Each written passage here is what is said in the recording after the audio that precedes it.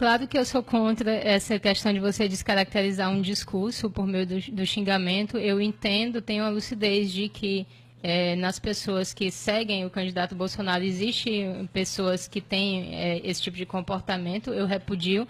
Agora, é preciso salientar também que isso é consequência já de uma descaracterização de qualquer discurso que seja contrário à esquerda. Porque a esquerda xinga de fascista todo aquele que não se comporta dentro da sua pauta. E isso é você calar um discurso. E as pessoas estão tanto quanto saturadas disso. Se você não compra a pauta feminista do aborto, se você não compra a pauta que apoia o ex-presidente Lula, que acha que ele está preso injustamente, se você não acompanha todas essas pautas ideológicas, então você quase que imediatamente é chamado de fascista. Se você, por exemplo, é a favor do Escola Sem Partido, você é chamado de fascista. Então, o uso desse termo de uma maneira completamente irresponsável tem efetivamente calado discursos que são discursos razoáveis. Por exemplo, o meu discurso ele não é um discurso autoritário, ele não é um discurso fascista, ele não é um discurso que se encaixe em nenhum desses perfis autoritários. É simplesmente um discurso que vai contra o apoio, a apologia de uma visão de mundo que é completamente ideológica e que tem feito muito mal ao Brasil e tem feito muito mal à América Latina, porque essas pautas de esquerda sustentam ditaduras em torno de nós. Então a gente vê um partido que apoia a ditadura venezuelana abertamente, explicitamente, e a gente é chamado de fascista porque se contrapõe a isso.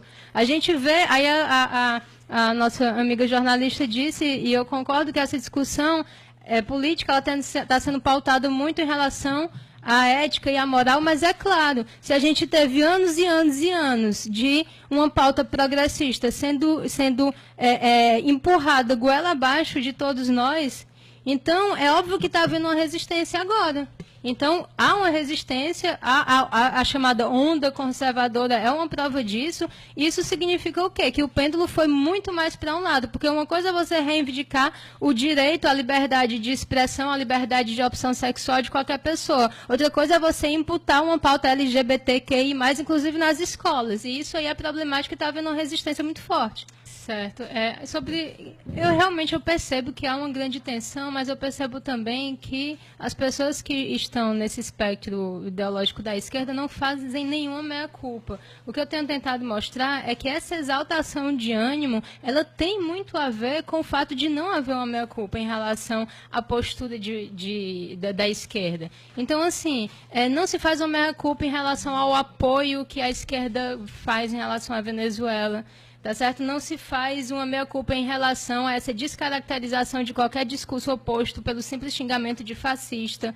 Não se faz uma meia-culpa em relação ao exagero das pautas progressistas que se descaracterizam. Porque uma coisa é você lutar pela igualdade de gênero, pela igualdade perante a lei, pelo respeito às diferenças de opção sexual. Outra coisa é você fazer uma manifestação LGBTQI, sei lá, mais o quê, e começar a depreciar imagens religiosas, a começar a debochar da crença alheia, a jogar imagens e fazer manifestações em frente a catedrais com pelado. Então, tudo isso é um exagero que tem provocado uma repulsa. Por isso que eu digo, é preciso considerar a realidade que se manifestou agora nas pesquisas. Houve um movimento, ele não, certo? E houve uma resposta. Qual foi a resposta? O candidato cresceu. Por que ele cresceu? Porque as pessoas não estão mais engolindo esse tipo de coisa, que quer encaixar determinadas visões em uma pauta específica ideológica. Então, se você é negro, você tem que ser de esquerda, porque só a esquerda luta pelos negros. Se você é homossexual, você tem que ser de esquerda, porque só a esquerda luta pelos homossexuais. Como assim? Então, o que é que acontece? A gente acabou de ver, por exemplo, um maquiador famoso, um homossexual, um travesti, que tem vários e vários seguidores, declarar apoio a Bolsonaro. E a fala dele foi perfeita, ela foi de uma coragem enorme, porque ele diz, eu não vejo essa homofobia, isso é um discurso que o pessoal inventa, que a mídia vai trabalhando em cima, eu não fico por aí me vitimizando porque eu sou travesti, eu não quero um direito garantido apenas pelo fato de eu ser travesti, eu estou me apresentando aqui como empresário. Então ele teve muitas visualizações. Você tem um vereador que é liberal, que é o Fernando Holliday, que ele é negro, ele é homossexual e ele é contra todo esse tipo de pauta. Todo esse tipo de pauta que vitimiza, que quer fazer valer um direito simplesmente pelo fato da pessoa ser negra, simplesmente pelo fato de ser gay. Então você tem que encarar isso para poder o próprio discurso político ele se aplainar um pouco, porque se a esquerda continuar ofendendo, dizendo que qualquer pessoa é fascista quando a pessoa sabe que não é, porque, por exemplo, um liberal ele quer menos Estado, o fascismo quer tudo no Estado, tudo pelo Estado, então é uma coisa tão absurda você chamar um liberal de fascista e as pessoas fazem isso à torta e à direito.